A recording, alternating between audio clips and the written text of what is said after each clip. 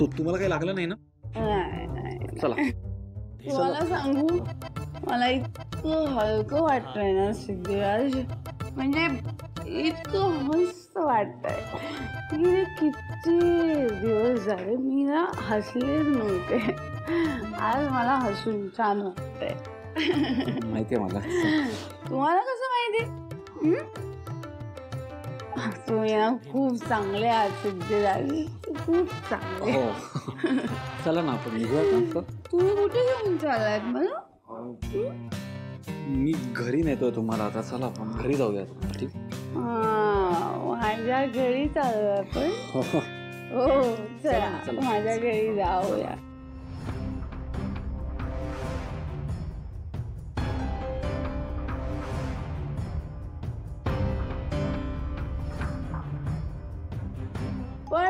पण सिद्धिराज माझा फोन वाजतोय. सिद्धिराज माझा फोन वाजतोय. हो आओ मग उचला ना. उचलू द्या मला दे. माझा फोन पडलाच नाहीये सिद्धिराज, मी उचलू कसा? तुम्ही काही बोलता. मॅडम तुम्ही ऐका ना माझं प्लीज. थोडा शांत बसता का तुम्ही? मी शांत का बसू? हो कारण तुमच्या घरून फोन आहे. माझ्या घरून फोन आहे. मी शाळेत माझ्या बाईंचं सगळं ऐकायचे. मी आता तुमचं थँक्यू. Hello hello. हा वहिनी मी सिद्धू बोलतोय. बोला ना.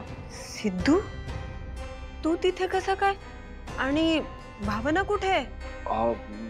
नाही म्हणजे सुपर्णाची पार्टी आहे ना, तर म्हणजे मलाही आमंत्रण होतं, तर भावना मॅडम तिकडेच भेटल्या. हो का? पण आता भावना कुठे मग? भावना मॅडम इकडेच आहेत. म्हणजे त्या सुपर्णा आहेत ना, ती सुपर्णाशी बोलतायत त्या. हो का? काय रे, पण खूप उशीर झालाय.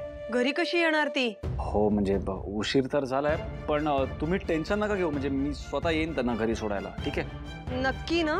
हो का, तुम्ही निश्चिंत राहा. ऐक ना, लवकर यायला सांग. अच्छा वहिनी, लक्ष्मी काकू आहेत का तिकडे? म्हणजे त्यांना फोन देता का जरा? आई का? हो आहेत ना. सिद्धू बाळा, अरे किती उशीर झालाय बघ. आणि भावना फोन कर. काकू भावना मॅडम आहेत माझ्या बरोबर. मी स्वतः त्यांना घरी सोडायला येईन. तुम्ही टेन्शन नका घेऊ अजिबात. तुमचा विश्वास आहे ना माझ्यावरती? हो रे बाळा, आहे ना. मग अजिबात काळजी करू नका. मी येईन त्यांना सोडायला. बरं लक्ष्मी ऐक सिद्धू, यांना बोलायचंय तुझ्याशी. एक मिनिट. आरती आली का घरी? आरती आली. आत गेली. दार मी उघडलं बघा. आरती दार उघडलं. गेली कुठे होती ती? मला ठाव नाही. एक गाडी आली आणि आरतीला सोडून गेली बघा. अरे बापरे, म्हणजे आरती रात्रभर कोणाबरोबर बाहेर होती? काही लफड बिफड तर नाहीये ना? असं काय बोलतो? माझी आरती तसली नाही हो. माझी आरती तसली. आता खरं काय घडलं ते त्या देवालाच ठाऊक. तोंड काळं करून आली काय माहिती. पण असं असेल ना तर लवकर लगीन लावा. नाही करायचंय मला लग्न. नाही करायचं. काय बोलते माझ्या आरती तुमची जीभ धडक कशी नाही? तिच्याबरोबर लग्न कोण करणार मग? आरती दारू. आरती दारू.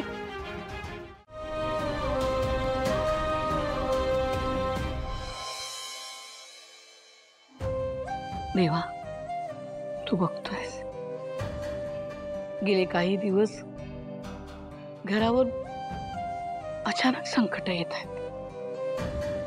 काही दिवसांपूर्वी कोणीतरी नकळत भावनाच्या गळ्यात मंगळसूत्र बांधलं. हरीशने स्वतःच्या बायकोचं स्त्रीधन चोरलं आणि परस्पर विकलं. यांची नोकरी गेली आहे, हे रिक्षा चालवतात.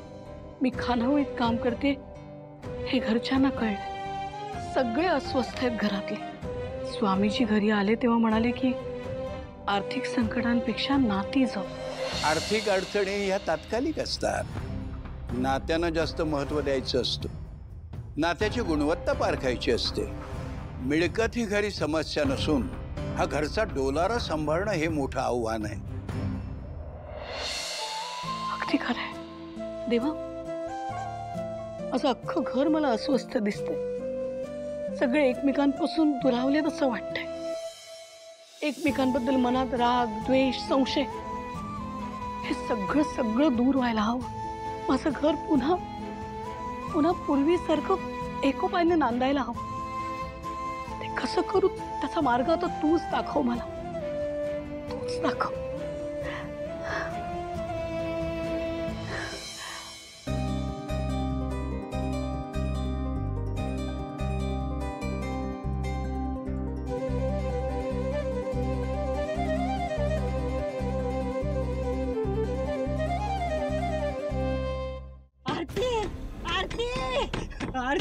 ताई बघा काय झालं ते, पण पोलिसात मात्र जाऊ नका, नाही तर सर्वात अगोदर ते तिलाच धरतील.